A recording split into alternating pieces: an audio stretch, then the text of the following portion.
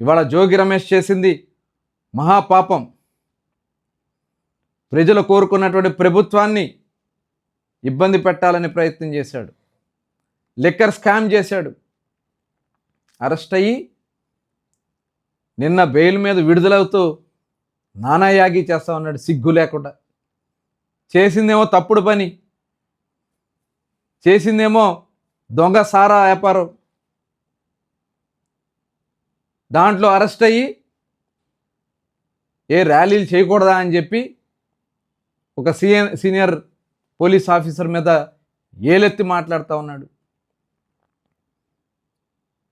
ఖచ్చితంగా ఇది కేవలం మీకు ఇంకా సిగ్గు లజ్జ లేదు. చంద్రబాబు నాయుడు గారి ఇంటి మీదకి వెళ్తాం, మళ్ళీ తుప్పు రేగొడతారు.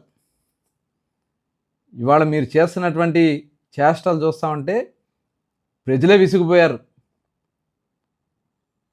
మీకు అరెస్ట్ అయ్యావు, దొంగసారా వ్యాపారంలో అరెస్ట్ అయ్యి కుట్రపూరితమైనటువంటి కార్యక్రమాలు చేయాలంటే సిట్లో మొత్తం విచారణలో బయటకు వచ్చింది. ఆ సిగ్గుమాలిన పని చేసిన సిగ్గు కూడా లేకుండా ర్యాలీలు చేస్తూ పోలీసులను బెదిరిస్తూ అంటే అరాచకాలు సృష్టించాలని ప్రయత్నం చేస్తే చూస్తూ ఊరుకుంటారు అనుకుంటున్నారేమో. ప్రతి దానికి మూల్యం చెల్లించుకుంటారు. అది గుర్తుపెట్టుకోవాలి వైఎస్ఆర్ పార్టీ నాయకులు.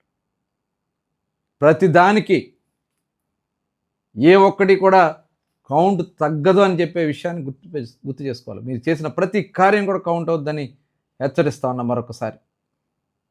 చాలా రాష్ట్రం ప్రజలు సంతోషంగా ఉన్నారు. రాష్ట్రం అభివృద్ధి చెందుతూ ఉంది. పక్క రాష్ట్రాలతో పోటీ పడి ఇవాళ దేశంలోనే ముందంజలో ఉంది.